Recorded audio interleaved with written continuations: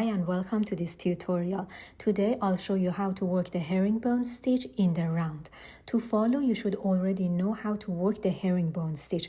If you don't know this stitch, I have a full tutorial available and I'll put the link in the description. Please watch that tutorial first because knowing the basic herringbone stitch is required for today's lesson. For this project, I'm using natural raffia and my hook size is 3.5 millimeters. You will also need 2 stitch markers. I've already steamed my raffia to make it nice and fluffy. If you'd like to know how to steam yours, I have a full tutorial and I'll put the link in the description. By the way, if you need to buy raffia, you can visit my website at azizamraffia.com. To begin, we need a foundation. You can start with any number of chains you like. I've chosen to start with 19 chains. When making your foundation, make sure to leave a long tail. A tail of about 1 meter should be long enough. Next, we need to work a row of slip stitches. When working your slip stitches, you need to insert your hook under this back bar here. So let's begin. Skip the first chain, this one, and insert your hook under the back bar of the second chain here and work a slip stitch.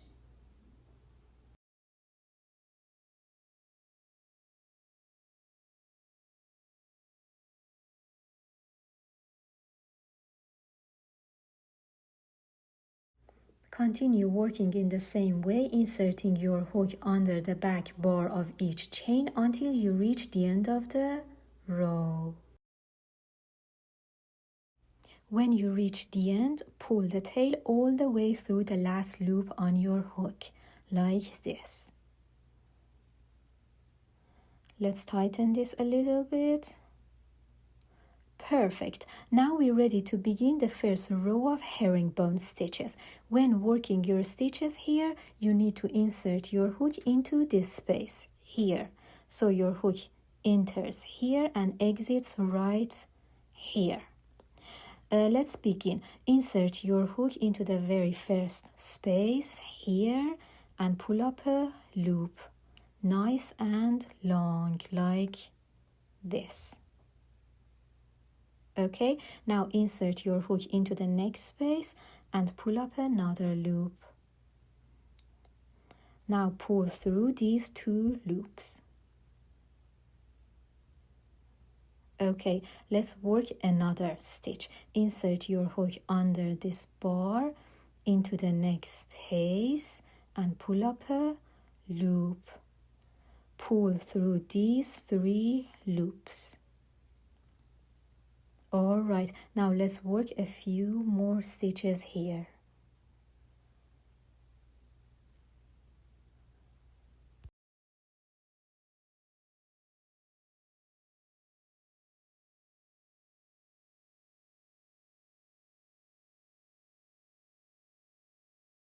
Continue working in the same way until you reach the end. I reached the end and as you can see, there's only 1 space left, this space, which is surrounded by 3 chains. Can you see 1, 2, and 3? In this single space, we need to work an increase of 4 stitches. When working here, work the first 3 stitches slightly shorter than your standard stitches, and then the final stitch should be a little bit longer. Okay, let's begin.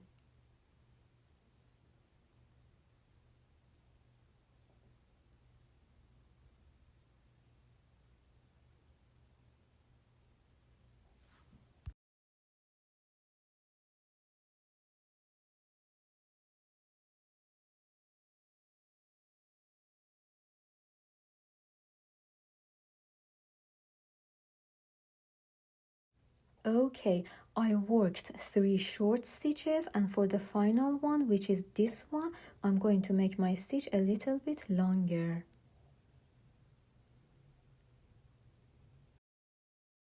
When the increase is complete, place a stitch marker into the last stitch here. Next, we will keep working the herringbone stitches on this side. When working on this side, you need to insert your hook under these 2 bars here. Now let's work a few stitches here together.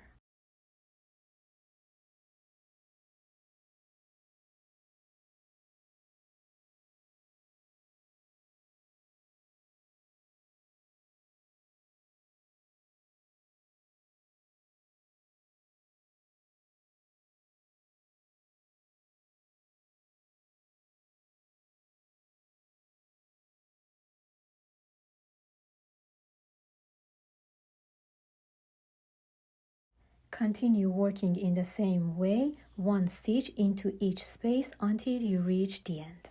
I reached the end, and here into this space I need to have 4 stitches in the same place.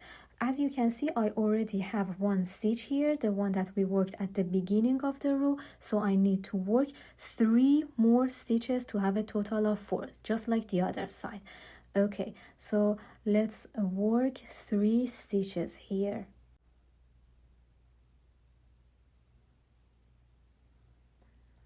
The first stitch should be a short stitch.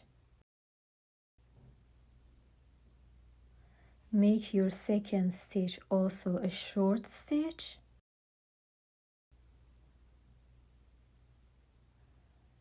And when working the last stitch, try to have a longer stitch.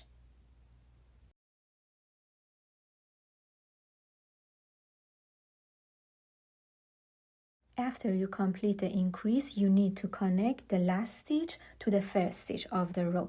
To do that, put the working yarn aside, and we're going to use the tail.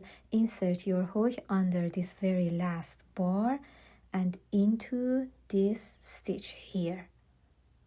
Now you should have 3 bars on your hook. Pull the tail all the way through like this. This is what the work looks like. Next, we need to work a connecting chain here. To work the connecting chain, go under these 2 bars here and pull the tail through. Here you can see we have the first leg of the connecting chain here. Now to work the second leg of the chain, turn your work over. Here you have the working yarn, and here you have 2 bars. Insert your hook under these 2 bars and then pull the tail all the way through. Okay, let's tighten it a little bit. This is our connecting chain. Put a stitch marker here. Look, I have my working yarn and my tail here into this space, and into the next one I have my stitch marker. After you finish, count your stitches between the stitch markers on this side and on this side.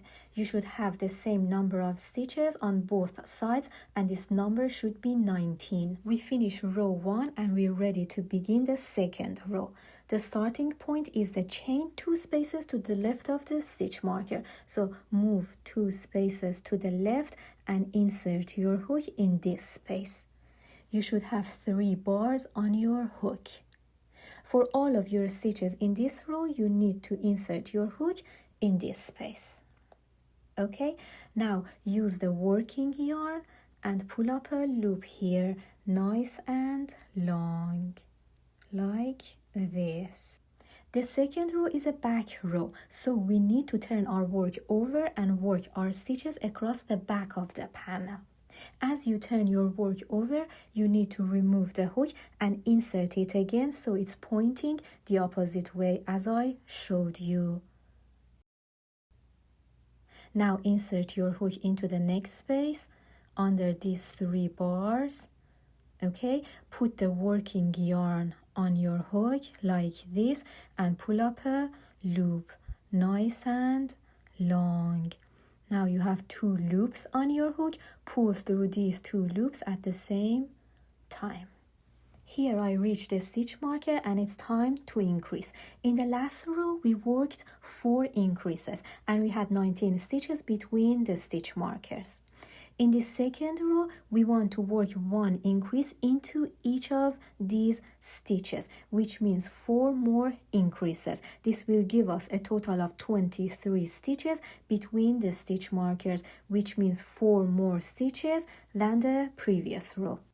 Let's start our increases here. Remove the stitch marker, insert your hook under this last bar and then into this space and work 2 stitches. 1 and 2. As you can see, I worked 2 stitches into the same spot.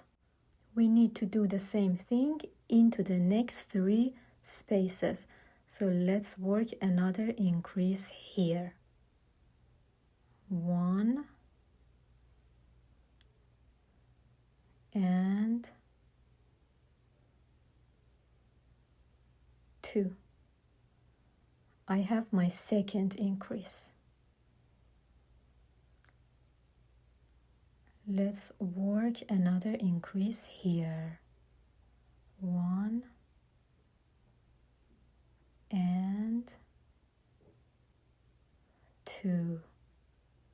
And the last increase into the next space. 1 and 2. After finishing the increases, place a stitch marker into the last stitch. To check your work, count the stitches from this new marker to the next one. You should have 16 stitches between them.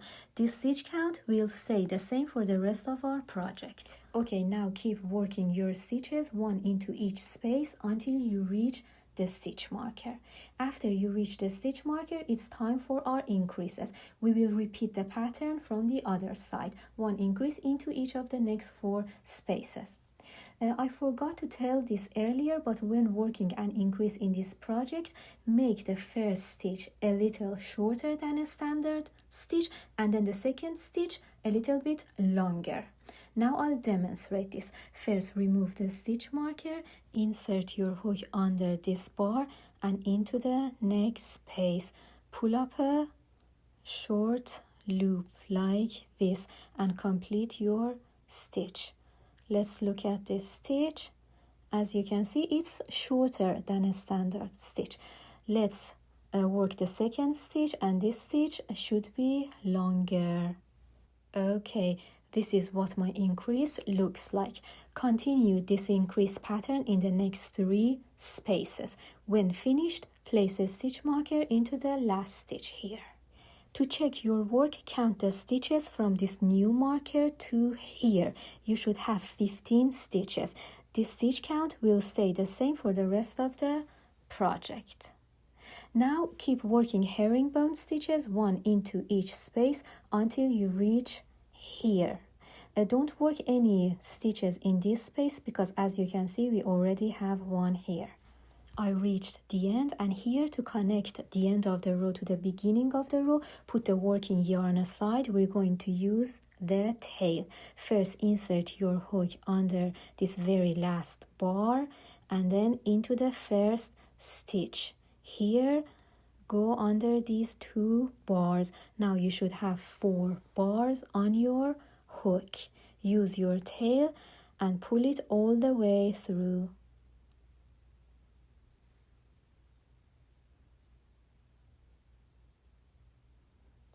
Next, we need to work a connecting chain here. To work this connecting chain, insert your hook under these 2 bars. Use the tail and pull it all the way through. This is the first leg of our chain. To work the second leg, turn your work over. Here where the working yarn is, you have these 2 bars. Insert your hook under these 2 bars and pull the tail all the way through.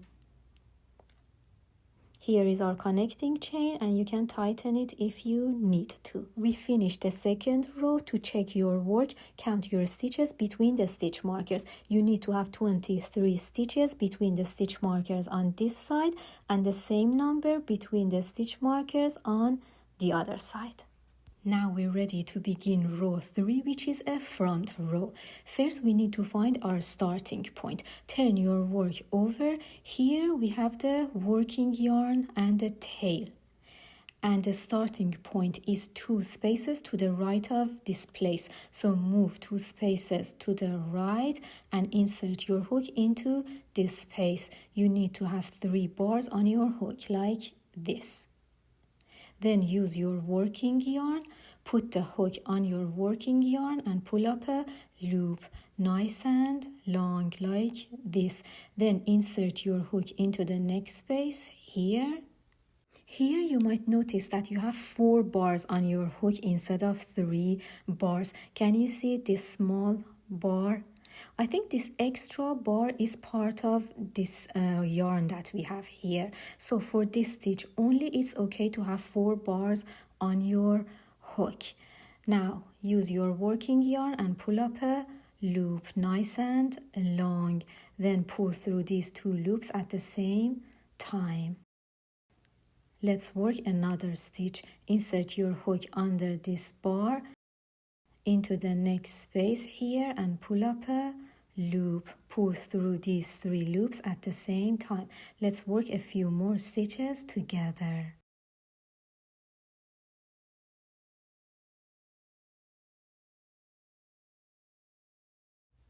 Continue working in the same way, 1 stitch into each space until you reach the stitch marker. After we reach the stitch marker, it's time for 4 more increases.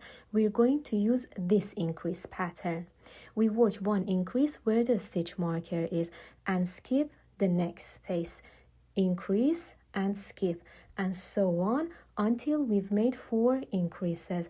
After we finish, we need to have 27 stitches between the stitch markers, which means 4 more stitches than the stitches in the previous row. Let's begin. First, remove the stitch marker. Into this space, we need to work an increase. 1,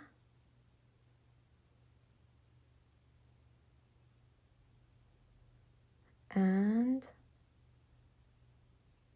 2. Into the next space, we don't need to work any increases, only 1 stitch.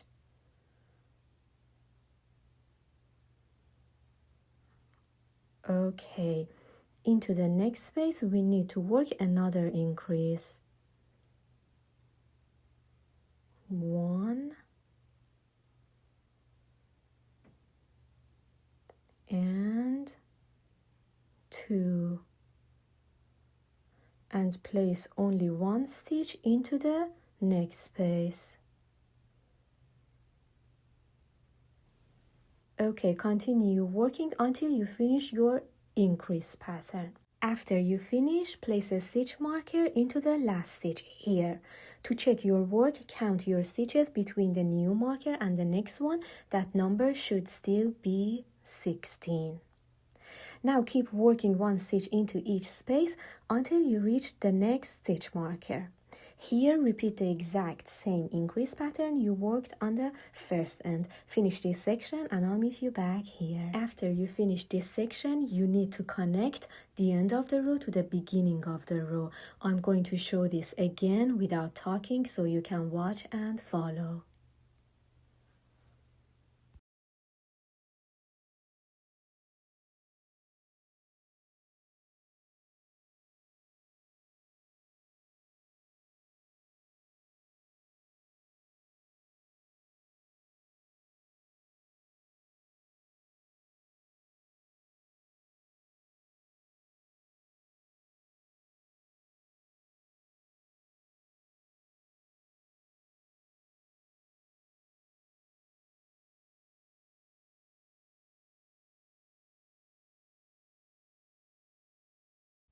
We finished row 3, which was a front row. After you finish every front row, put a stitch marker here where you have your yarn.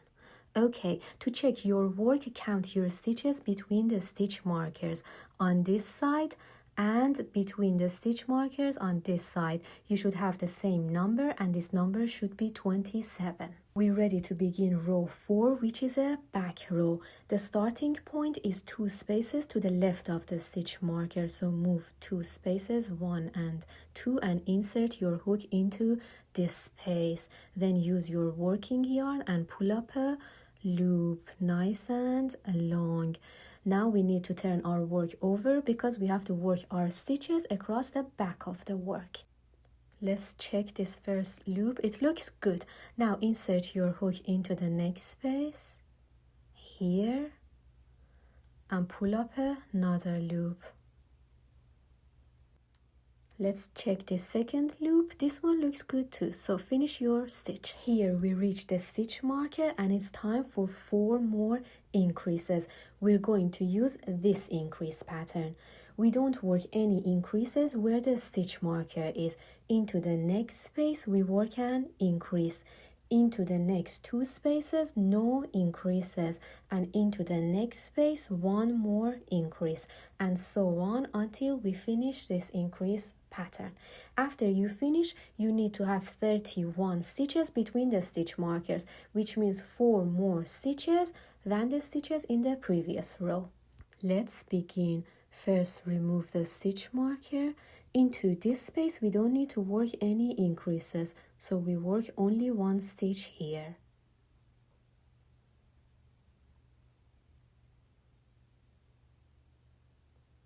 Into the next space, we need to work an increase, so we will be working 2 stitches here. 1 and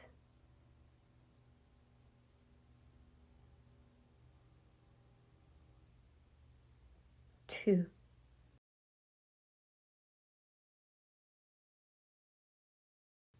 Into the next 2 spaces, we don't need to work any increases, so 1 stitch into each space.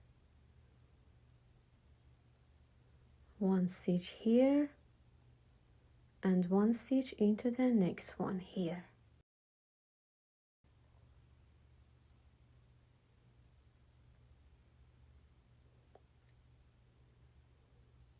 And into the next space we need to work an increase.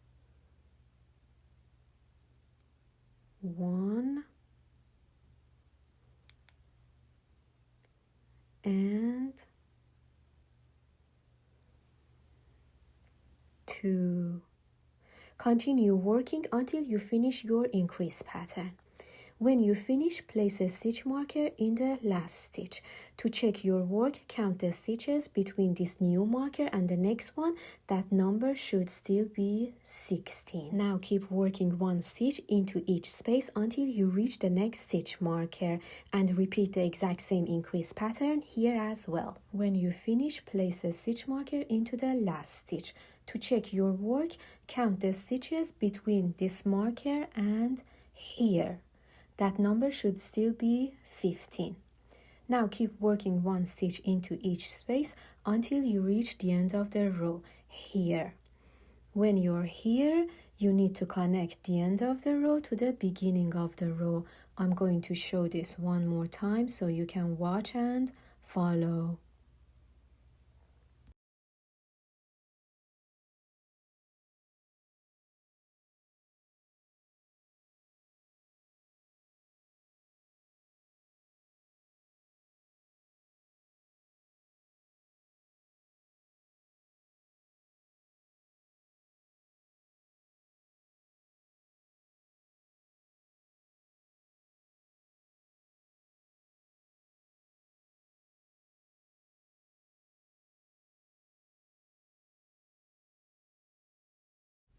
After you finish row 4, check your work by counting the stitches between the 2 stitch markers on this side and on this side. This number should be the same and it should be 31. We've completed 4 rows together. The remaining rows are worked the same way. We work one front row and then a back row. The only change will be the increase pattern that we work here and here. This is the increase pattern for row 5. It starts with 1 increase and then no increases in the next 3 spaces. After you finish this increase pattern, you need to have 35 stitches between the stitch markers, which means 4 more stitches than the stitches in the previous row. For the next row, no increases in the first 2 spaces, then 1 increase, and then no increases for the next 4 spaces. After you complete this increase pattern, the number of your stitches that you get between your stitch markers should be 4 more than the stitches in the previous row.